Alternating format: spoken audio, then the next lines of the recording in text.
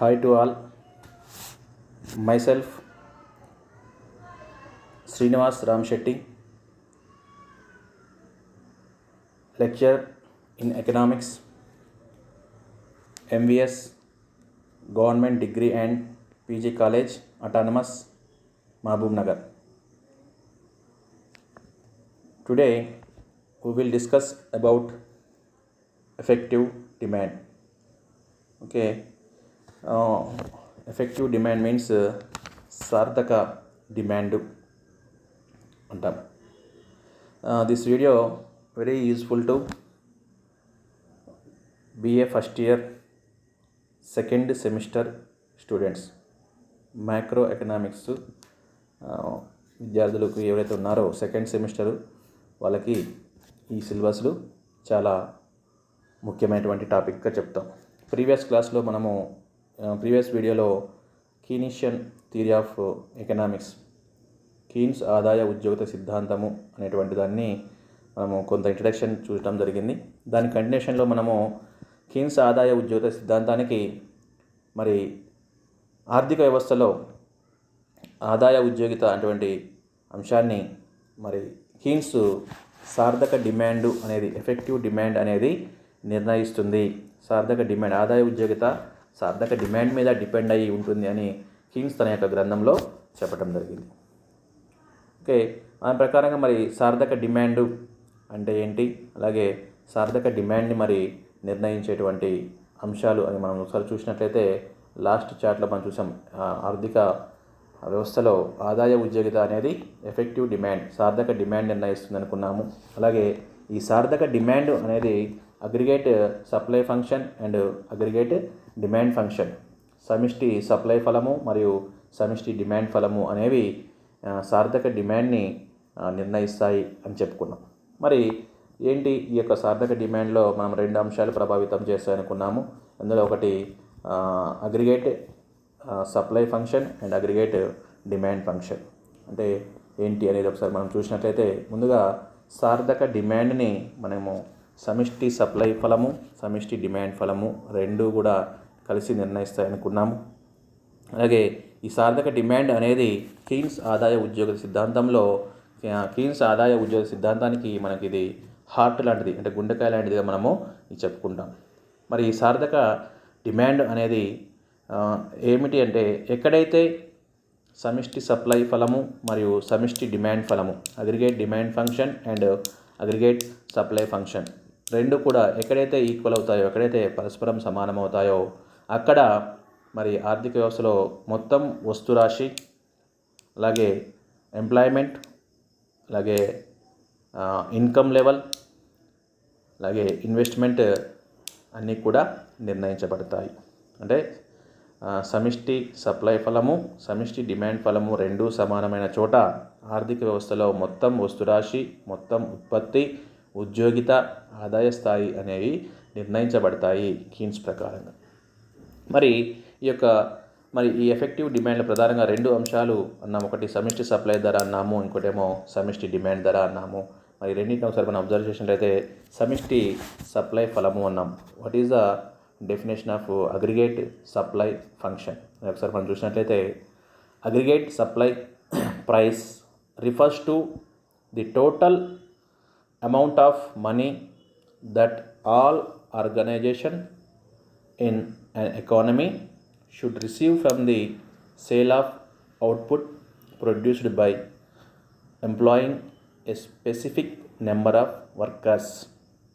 అంటే ఇక్కడ మనము అగ్రిగేట్ సప్లై గురించి మనం ఇక్కడ చెప్పుకుంటున్నాం. అగ్రిగేట్ సప్లై ఫంక్షన్ అంటే ఒక ఉత్పత్తిదారుడు ఒక నిర్ణీత కాలంలో ఉత్పత్తి కారకాలను ఉపయోగించి జరిగిన ఉత్పత్తిని మార్కెట్లో అమ్మడం వలన ఉత్పత్తిదారుడు ఆశించేటువంటి కనీస ఆదాయం మీన్స్ మినిమం ప్రాఫిట్ని మనం ఏమంటున్నామంటే సమిష్టి సప్లై అంటాం.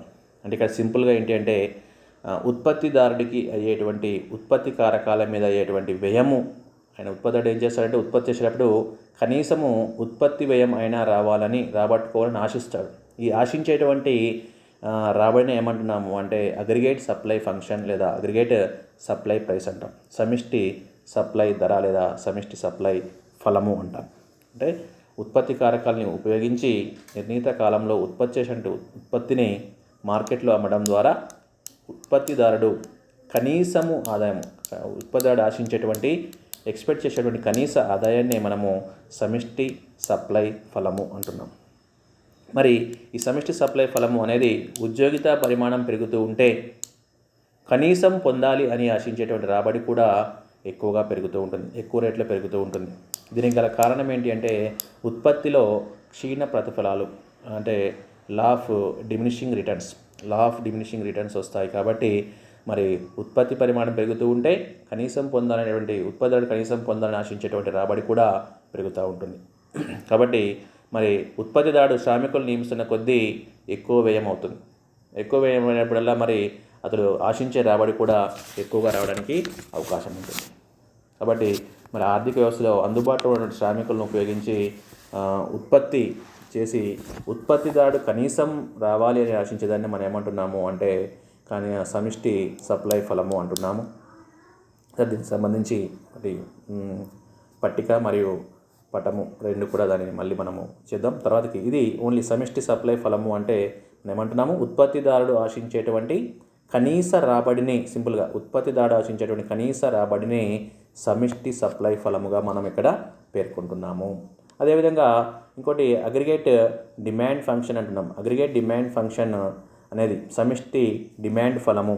సమిష్టి డిమాండ్ ఫలము అనేది ఒకసారి మనం చూసినట్లయితే ఇక్కడ aggregate demand price is the total amount of money that an organization expects to receive from the sale of output produced by a specific number of workers.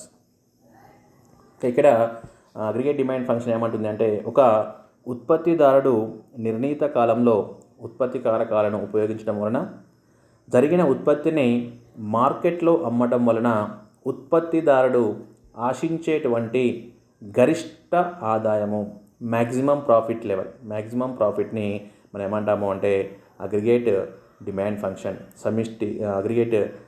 సమిష్టి డిమాండ్ ఫలము అని అంటాం. అంటే ఇది డిమాండ్ ఫలము అనేది ఏంటంటే వాస్తవంగా ఉత్పత్తిదారుడు పొందాలి అనేటువంటి ఆదాయం, అంటే amount receiving from the sale of output, అంటే వాస్తవంగా ఉత్పత్తిదారుడు అమ్మటం వలన ఎంత రాబడి వస్తుంది, వాస్తవంగా ఆశించేది మీన్స్ ఇక్కడ లాభాన్ని ఆశించే మన ఉత్పత్తి చేస్తారు కాబట్టి అతనికి ఉత్పత్తి వ్యయంతో పాటుగా రాబడి ఎంత వస్తుంది, దాన్ని ఇక్కడ మనకి అగ్రిగేట్ డిమాండ్ ప్రైస్ లేదా అగ్రిగేట్ డిమాండ్ ఫంక్షన్ అనేది తెలియజేస్తూ ఉంటుంది. దీన్ని మనము అగ్రిగేట్ డిమాండ్ ఫంక్షన్ లేదా అగ్రిగేట్ డిమాండ్ ప్రైస్గా మనము చెప్తున్నాం. సమిష్టి డిమాండ్ ఫలము అని చెప్తాం. ఇక్కడ యాక్చువల్గా జేఎం కీన్స్ ఏం చేశాడంటే సమిష్టి సప్లై ఫలం కంటే సమిష్టి డిమాండ్ ఫలానికి ఎక్కువగా ఇంపార్టెన్స్ ఇవ్వటం జరిగింది. ఎందుకు ఎక్కువగా ఇవ్వడంటే ఇక్కడ కూడా ఉద్యోగిత పరిమాణం పెరుగుతూ ఉంటే మరి ఏమవుతుంది అంటే సమిష్టి డిమాండు ధరలు కూడా పెరిగే అవకాశం ఉంటుంది, పెరుగుతూ ఉంటాయి. కాబట్టి అవి పెరుగుతూ ఉంటాయి కానీ అవన్నీ కూడా డిక్రీజింగ్ రేట్లో, తగ్గుతున్నటువంటి రేట్లో పెరుగుతూ ఉంటాయి. ఓకే, ఈ విధంగా మరి సమిష్టి డిమాండ్ అనేది ఉత్పత్తిదారుడు వాస్తవంగా పొందాలి అనుకునేటువంటి ఆదాయాన్నేమో మనం సమిష్టి డిమాండ్ ధర అంటున్నాము. ఉత్పత్తిదారుడు కనీసము పొందాలి అంటే ఉత్పత్తి వ్యయాలైనా రాబట్టుకోవాలి అనేటువంటి దాన్నేమో సమిష్టి సప్లై ధర అంటున్నాం. ఈ రెండు ఎక్కడైతే ఈక్వల్స్ అవుతాయో, ఈ రెండు ఎక్కడైతే సమిష్టి డిమాండ్ ధర అలాగే సమిష్టి సప్లై ధర రెండు ఎక్కడైతే సమానం అవుతాయో దాన్నే మనం ఏమంటున్నాము అంటే సార్థక డిమాండ్ అంటున్నాము. దాన్నే సమతౌల్య ఉద్యోగిత స్థాయి అని కూడా ఇక్కడే అంటే ఎక్కడైతే రెండు సమానం అవుతాయో అక్కడ నిర్ణయించబడినటువంటి ఉద్యోగితని మనం ఏమంటామంటే సమతౌల్య ఉద్యోగిత స్థాయి అంటారు. ఈ రెండు సమిష్టి సప్లై ఫలము అలాగే సమిష్టి డిమాండ్ ఫలము రెండు సమానమైనటువంటి దాన్ని ఏదైతే ఉందో దాన్నే మనము ఎఫెక్టివ్ డిమాండ్, సార్థక డిమాండ్ అని మనము చెప్పడం జరుగుతుంది. ఒక దీన్ని మనము సింపుల్గా ఈ రెండింటిని కలిపి ఒక దగ్గర ఒక పట్టికలో కనుకైతే చూపించినట్లయితే ఒకసారి ఈ పట్టికను ఒకసారి అబ్జర్వ్ చేసినట్లయితే ఇక్కడ చూడండి టేబుల్ నెంబర్ 2.1 చూసినట్లయితే ఇక్కడ అగ్రిగేట్ వర్కర్స్ ఇన్ ల్యాక్స్ అన్నాము, అంటే శ్రామికుల్ని లక్షల్లో తీసుకుంటున్నాము, అంటే ఉద్యోగిత పరిమాణం సంఖ్యగా మనం చెప్పవచ్చు. అలాగే అగ్రిగేట్ డిమాండ్ ప్రైస్ అంటే సమిష్టి డిమాండ్ ధర అంటున్నాము. అలాగే అగ్రిగేట్ సప్లై ప్రైస్ అంటే సమిష్టి సప్లై ధర లేదా సమిష్టి సప్లై ఫలము. ఓకే, అగ్రిగేట్ డిమాండ్ అంటేనేమో వాస్తవంగా పొందాలి అనేటువంటి ఆదాయాన్ని మనం అగ్రిగేట్ డిమాండ్ అంటున్నాము, ఉత్పత్తిదారుడు. అలాగే అగ్రిగేట్ సప్లై ప్రైస్ అంటే కనీసము ఉత్పత్తి వేయాలైనా రావాలని ఆశించేటువంటి ఎక్స్పెక్ట్ చేసేటువంటి ఆదాయాన్ని అగ్రిగేట్ సప్లై ప్రైస్ అంటున్నాము. మరి మనం ఇక్కడ పర్టికులర్ చూసినట్లయితే ఫర్ ఎగ్జాంపుల్ వర్కర్స్ని ల్యాక్స్లో తీసుకున్నాము. 5 lakhs, 10 lakhs, 15 lakhs, 20, 25, 30, 35 అంటే ఈ విధంగా ఉద్యోగిత పరిమాణాన్ని అంటే శ్రామికుల సంఖ్యని పెంచుకుంటూ పోతున్నాము. ఇక్కడ అగ్రిగేట్ డిమాండ్ ప్రైస్ కూడా చూడండి, 50 నుంచి 70 నుంచి 100, 100 నుంచి 140, 140 to 180, 180 to 210, 230 ఈ విధంగా శ్రామికుల సంఖ్య అంటే శ్రామికుల యొక్క పరిమాణం పెరుగుతూ ఉంటే, ఉద్యోగిత పరిమాణం పెరుగుతూ ఉంటే అగ్రిగేట్ డిమాండ్ ప్రైస్ కూడా ఏమవుతుంది అంటే మనకి ఈ పట్టికలో మనకి పెరుగుతూ ఉన్నట్టుగా కనిపిస్తూ ఉంది. అలాగే అగ్రిగేట్ సప్లై ప్రైస్ని కూడా ఒకసారి మనం అబ్జర్వ్ చేసినట్లయితే అగ్రిగేట్ సప్లై ప్రైస్ కూడా 30, 50, 80, 120, 170, 210, 280 ఈ విధంగా ఇది కూడా అగ్రిగేట్ సప్లై ప్రైస్ కూడా ఏమవుతుంది అంటే పెరుగుతూ ఉంటుంది. అంటే రెండు కూడా అంటే ఉద్యోగిత పరిమాణం పెరుగుతూ ఉంటే ఏమవుతుంది, సమిష్టి డిమాండు మరియు సమిష్టి సప్లై రెండూ కూడా పెరుగుతున్నాయి. కానీ సమిష్టి డిమాండ్ అనేదేమో తగ్గుతున్న రేటులో పెరుగుతుంది. సమిష్టి డిమాండ్ అనేదేమో చూడండి తగ్గుతున్నటువంటి రేట్లు అంటే 50 నుంచి 70, 70 నుంచి 100 అంటే 50-20 మధ్య గ్యాప్ ఎంత 20 పెరిగింది. 70 నుంచి 100కి 30 పెరిగింది. 100 నుంచి 140, 40 పెరిగింది. 140 నుంచి 180, 40 పెరిగింది. 180 నుంచి 210 అంటే 30 పెరిగింది. 210 నుంచి 220, 20 పెరిగింది. అంటే ఒక దశ వరకు పెరిగి ఆ తర్వాత తగ్గుతున్న రేటులో అగ్రిగేట్ డిమాండ్ ప్రైస్ అనేది తగ్గుతున్న రేటులో పెరుగుతుంది. అలాగే మరి అగ్రిగేట్ సప్లై ఫంక్షన్ మనం చూసినట్లయితే సమతౌల్య సమిష్టి సప్లై ఫలం చూసినట్లయితే 50, 30, 50, 80, 120, 170, 210, 280 ఇది పెరుగుతున్న రేట్లో పెరుగుతుంది. అది కూడా పెరుగుతున్నటువంటి రేట్లోనే పెరుగుతుంది. 30 నుంచి 50, 20, 50 నుంచి 80కి 30, 80 నుంచి 120, 40, 120 నుంచి 170కి 50 అంటే ఇంక్రీజింగ్ పెరుగుతున్న రేటులో సమిష్టి సప్లై ఫలము పెరుగుతూ ఉంటుంది. అయితే మనము సార్థక డిమాండ్ అంటే ఏమనుకున్నాము, ఇవి రెండు ఎక్కడైతే ఈక్వల్స్ అవుతాయో దాన్ని మనము ఆర్థిక వ్యవస్థలో సార్థక డిమాండ్గా మనము చెప్పుకుంటాము. అక్కడే మనకి నిర్ణయించబడినటువంటి ఉద్యోగిత స్థాయిని సమతౌల్య ఉద్యోగిత స్థాయి అంటున్నాము. దాన్నే మనము సమిష్టి డిమాండ్ ధర, సమిష్టి సప్లై ధర సమానమైనటువంటి ప్రాంతాన్ని మనము సార్థక డిమాండ్ అంటున్నాము. ఇక్కడ ఒకసారి మనము ఈ టేబుల్లో ఒకసారి మనం అబ్జర్వ్ చేసినట్లయితే మరి ఈ రెండు కూడా పెరుగుతుంటూ వచ్చాయి. అగ్రిగేట్ డిమాండ్ ప్రైస్ అనేమో తగ్గుతున్న రేట్లో పెరుగుతూ ఉంది. అగ్రిగేట్ సప్లై ప్రైస్ అనేమో పెరుగుతున్న రేట్లో పెరుగుతూ ఉంది. ఈ రెండు మరి సమానమైన ప్లేస్ని మనం సార్థక డిమాండ్ అని ఉన్నాము. ఇక్కడ ఫర్ ఎగ్జాంపుల్ చూసినట్లయితే ఇక్కడ 30 lakhs వర్కర్స్ 30 లక్షల వర్కర్స్ దగ్గర చూసినట్లయితే ఒకసారి మనకి 30 లక్షల దగ్గర ఉన్నప్పుడు మనకి ఏమవుతుంది ఇక్కడ అంటే మనకి 30 lakhs దగ్గర ఒకసారి మనం అబ్జర్వ్ చేసినట్లయితే 30 అనేది వర్కర్స్ దగ్గర మనకి 30 దగ్గర సమిష్టి డిమాండు మరియు సమిష్టి సప్లై రెండు కూడా సమానంగా ఉన్నాయి. ఇక్కడ చూడండి 30 lakhs దగ్గర 210 రెండు కూడా ఈక్వల్గా ఉన్నాయి. 210 దీన్ని మనం ఏమంటాము అంటే సార్థక డిమాండ్ అంటాము. దీన్నే సమతౌల్య ఉద్యోగిత స్థాయి అంటాం. అంటే 30 లక్షల వరకు మనకి ఏమవుతుంది అంటే ఉత్పత్తి పరిమాణము పెంచుకోవడానికి అవకాశం ఉంటుంది. ఓకే, ఆ తర్వాతకి ఇంకా 35 లక్షలు అంటే 35 లక్షల వరకు తీసుకున్నప్పుడు అగ్రిగేట్ డిమాండ్ 230 ఉంది. అగ్రిగేట్ సప్లై ఏమో 280 ఉంది. అంటే మనకి ఇక్కడ మనము 30 lakhs దగ్గర మాత్రమే మనం ఏమంటున్నాము అంటే ఇక్కడ మనకి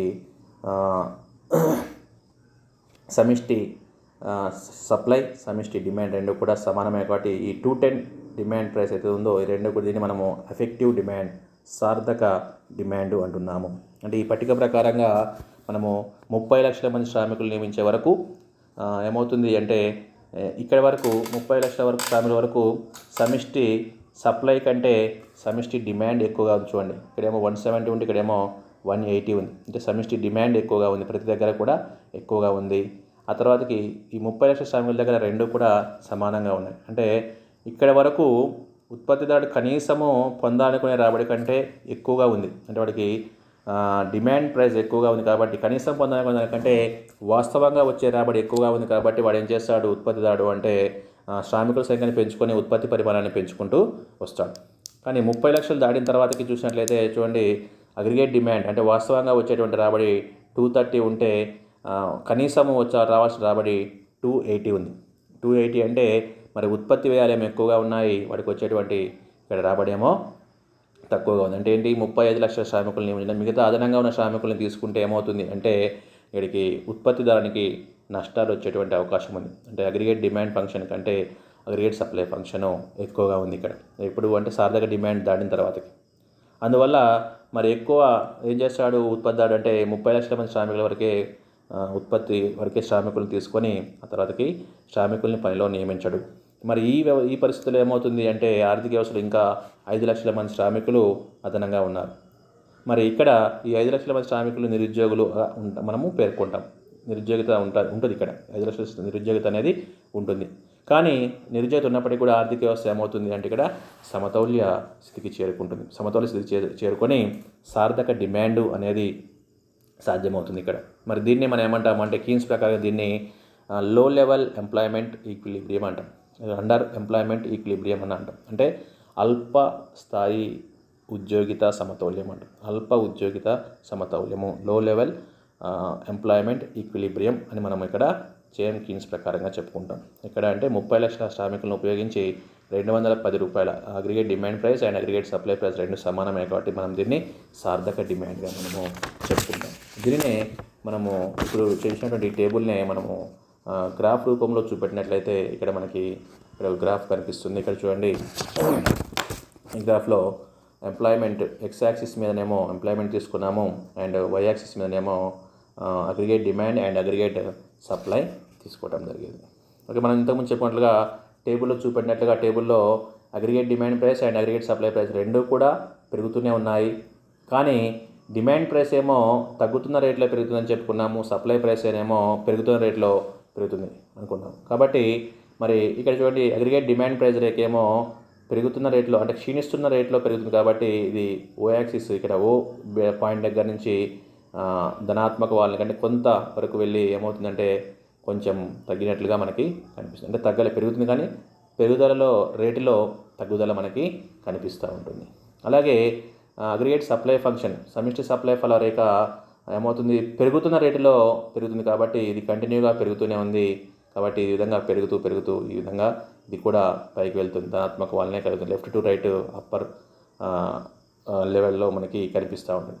మరి రెండు కూడా ఇక్కడ చూడండి, for example aggregate AD and ASP రెండు కూడా ఇక్కడ ఈ అనేటువంటి పాయింట్ ఏదైతే ఉందో ఈ అనే పాయింట్ దగ్గర మనం ఇంతకుముందు చెప్పుకున్నాం 30 లక్షల మంది శ్రామికుల్ని టేబుల్లో మనం 30 లక్షల మంది శ్రామికులు ఎక్కడైతే ఉందో అక్కడ రెండు కూడా సమానంగా ఉన్నాయనుకున్నాము.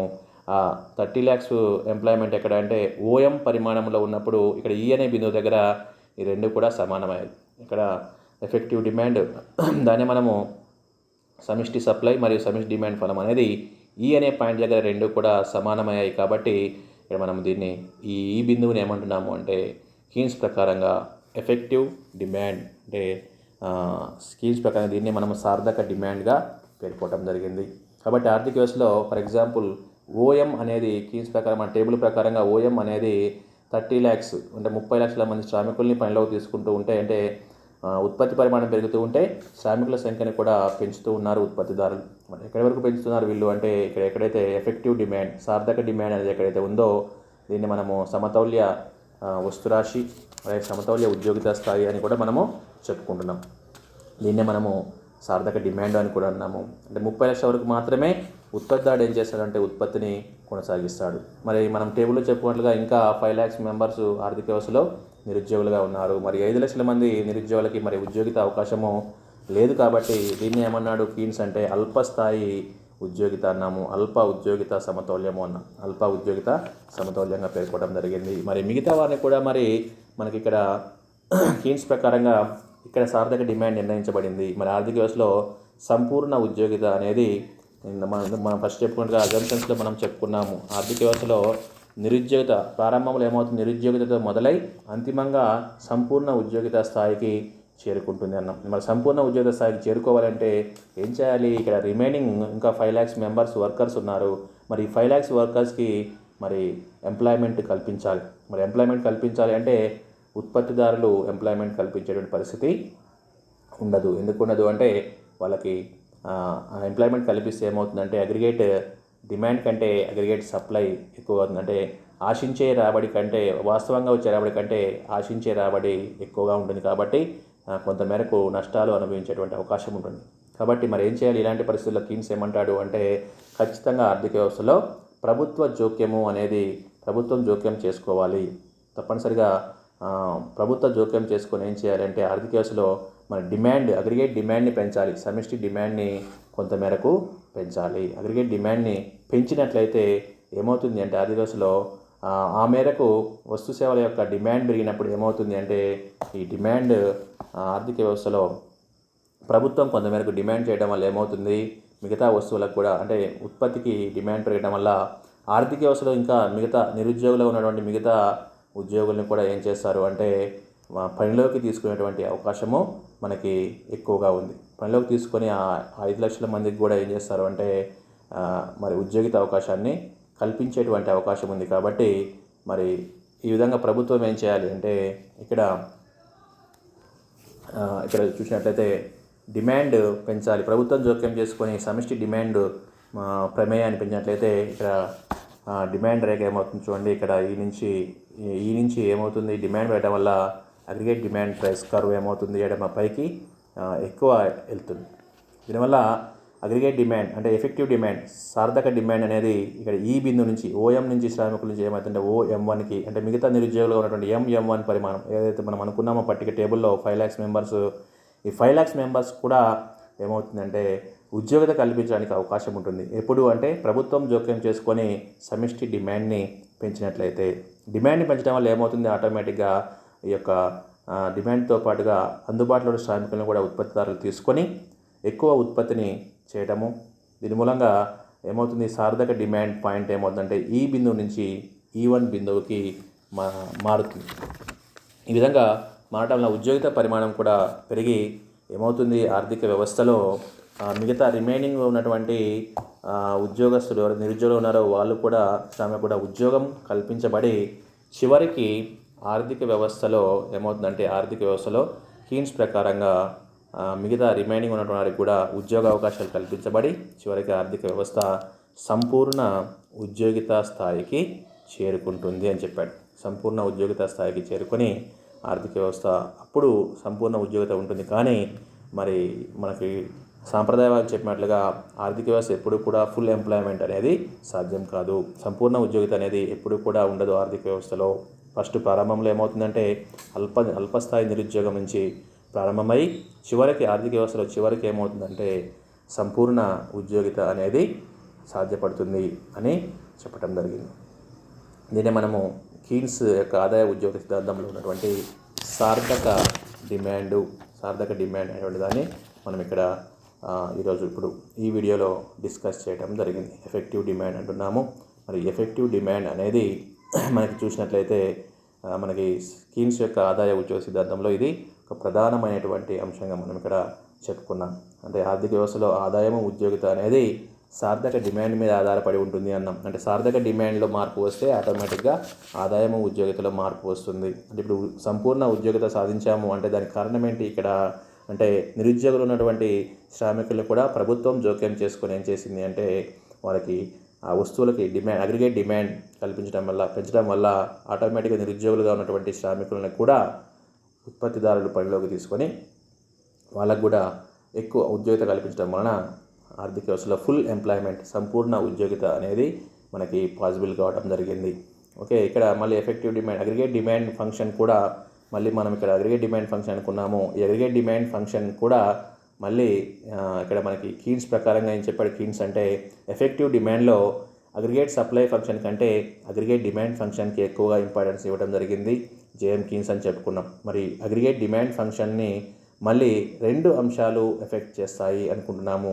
ఆ 2 అంశాలే ఒకటేమో కన్జంప్షన్ మరియు ఇన్వెస్ట్మెంట్, వినియోగ వ్యయము మరియు పెట్టుబడి వ్యయం అనేవి 2 మళ్ళీ ఏం చేస్తాయి అంటే ఈ యొక్క అగ్రిగేట్ డిమాండ్ ప్రైస్ లేదా సమిష్టి సప్లై ధర లేదా సమిష్టి సప్లై ఫలాన్ని సమిష్టి డిమాండ్ ఫలాన్ని నిర్ణయించేటువంటి అవకాశం ఉంది. కాబట్టి మరి ఇది ఏ విధంగా ఉంటుంది అనేది మనం చూసినట్లయితే నెక్స్ట్ వీడియోలో మనము దీనికి సంబంధించినటువంటి పూర్తి ఇన్ఫర్మేషన్ని, అంటే కన్జంప్షన్ అండ్ ఇన్వెస్ట్మెంట్ అంటే ఏంటి, కన్జంప్షన్కి సంబంధించినటువంటి అంశాలని, అలాగే ఇన్వెస్ట్మెంట్కి సంబంధించిన అంశాలని మళ్ళీ మనము అక్కడ డిస్కస్ చేసుకోవడానికి అవకాశం ఉంటుంది. ఇక్కడ కన్జంప్షన్ కూడా మళ్ళీ 2 అంశాలు ప్రభావితం చేస్తున్నాయి. అది సైజ్ ఆఫ్ ఇన్కమ్ అనుకుంటున్నాము, ఇంకోటేమో ప్రొపెన్సిటీ టు కన్జ్యూమ్, అంటే ఆదాయ స్థాయి మరియు వినియోగదారుని యొక్క వినియోగ ప్రవృత్తి అనేది వినియోగ వ్యయాన్ని ప్రభావితం చేస్తాయి. అలాగే ఇన్వెస్ట్మెంట్, పెట్టుబడి పరిమాణం ఏదైతుందో పెట్టుబడి పరిమాణాన్ని 2 అంశాలు ప్రభావితం చేస్తాయి. ఆ 2 అంశాలు ఒకటేమో ఎంఈసి అంటున్నాం. MEC means marginal efficiency of capital, ఉపాంత మూలధన సామర్థ్యము అనేది పెట్టుబడి స్థాయిని నిర్ణయిస్తుంది. అలాగే రేట్ ఆఫ్ ఇంట్రెస్ట్, వడ్డీ రేటు కూడా పెట్టుబడి పరిమాణాన్ని నిర్ణయించడానికి అవకాశం ఉంటుంది. మళ్ళీ మార్జినల్ ఎఫిషియన్సీ ఆఫ్ క్యాపిటల్ కూడా 2 అంశాలు ప్రభావితం చేస్తాయి. ఒకటేమో prospective yield and another one is supply price. అంటే ప్రాస్పెక్టివ్ ఈల్డ్ అంటే మరి మూలధన యంత్రం నుండి వచ్చేటువంటి ఆదాయం, అంటే దాని యొక్క జీవితకాలంలో ఆ యంత్రం ఎంత ఆదాయాన్ని సంపాదిస్తుంది అనేది. అలాగే సప్లై ప్రైస్, మూలధన ఆస్తి యొక్క ధర, అంటే ఆ యొక్క యంత్రం యొక్క ధర అనేది ఎంత ఉంటుంది అనేది ఎంఈసిని నిర్ణయిస్తాయి. మరి అదేవిధంగా రేట్ ఆఫ్ ఇంట్రెస్ట్ అన్నాం. ఇన్వెస్ట్మెంట్ నిర్ణయించే మరొక అంశము రేట్ ఆఫ్ ఇంట్రెస్ట్ని మళ్ళీ 2 అంశాలు ఎఫెక్ట్ చేస్తాయి, ప్రభావితం చేస్తాయి. ఒకటేమో క్వాంటిటీ ఆఫ్ మనీ, ఇంకోటేమో లిక్విడిటీ ప్రిఫరెన్స్ అన్నాం. క్వాంటిటీ ఆఫ్ మనీ అంటే ద్రవ్యం యొక్క సప్లై, అలాగే మరియు లిక్విడిటీ ప్రిఫరెన్స్ అంటే ద్రవ్యత్వాభిరుచి అంటాం. కీన్స్ ప్రకారంగా ద్రవ్యత్వాభిరుచి అంటాం, దాన్ని ద్రవ్యం డిమాండ్ అంటాము. కీన్స్ ప్రకారంగా ద్రవ్యాన్ని మనము ప్రధానంగా 3 అవసరాల కోసము ద్రవ్యాన్ని ద్రవ్య రూపంలో దాచుకోవాలి అని అనుకుంటాము. దానినే ద్రవ్యత్వాభిరుచి అని కీన్స్ చెప్పడం జరిగింది. లిక్విడిటీ ప్రిఫరెన్స్ అంటాము, ద్రవ్యత్వాభిరుచి అని కూడా అంటాము. మరి ఏంటి ఆ 3 అవసరాలు అంటే అందులో ఒకటి ట్రాన్సాక్షన్ మోటివ్, ఇంకోటి precautionary motive, another one is speculative motive. అంటే ద్రవ్యాన్ని మనము 3 అవసరాల కోసం డిమాండ్ చేస్తాము. ఆ ద్రవ్యం యొక్క ఉన్నటువంటి డిమాండ్నే కీన్స్ ద్రవ్యత్వాభిరుచి అన్నాడు. ఆ 3 అవసరాలు ఏంటంటే ఒకటేమో రోజువారీ ట్రాన్సాక్షన్ మోటివ్, అంటే రోజువారీ వ్యవహారాలు నిర్ణయించడం కోసం మనము రోజువారీ కార్యక్రమాల కోసము మనము కొంత ద్రవ్యాన్ని ద్రవ్య రూపంలో మన దగ్గరనే దాచుకోవాలి అని అనుకుంటాము. అలాగే ఇంకోటి ప్రికాషనరీ మోటివ్, అంటే మనం భవిష్యత్తులో ఏమైనా అనుకోని సంఘటనలు ఎదురవుతాయని, అంటే ముందు చూపు, అంటే భవిష్యత్ అవసరాలు లేదా భవిష్యత్ చెల్లింపులు, లేకుంటే ముందు చూపుగా మనం ఏం చేస్తామంటే కొంత ద్రవ్యాన్ని ద్రవ్య రూపంలో దాచుకోవాలి అని అనుకుంటాం. అలాగే ఇంకోటి స్పెక్యులేటివ్ మోటివ్ అంటున్నాము. స్పెక్యులేటివ్ మోటివ్ అంటే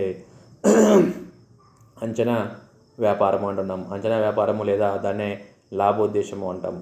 లాభోద్దేశము ఎక్కడ ప్రధానంగా ఈ లాభోద్దేశం కోసమే ద్రవ్యాన్ని మనం ఏం చేస్తాము అంటే ద్రవ్య రూపంలో దాచుకుంటాము. మరి ద్రవ్యాన్ని మనము ముఖ్యంగా ఎవరు ఈ ద్రవ్యాన్ని ద్రవ్య రూపంలో అంటే లాభోద్దేశం కోసము ఎవరు ఉంచుకుంటారు అంటే ముఖ్యంగా స్టాక్ మార్కెట్లో ఇన్వెస్ట్ చేసేటువంటి ఇన్వెస్టర్స్ అందరూ కూడా స్టాక్ మార్కెట్లో అధిక లాభాలు ఆర్జించాలి అనేటువంటి ఉద్దేశంతో ద్రవ్యాన్ని తమ దగ్గర ద్రవ్య రూపంలో దాచుకోవడానికి ప్రయత్నం చేస్తారు.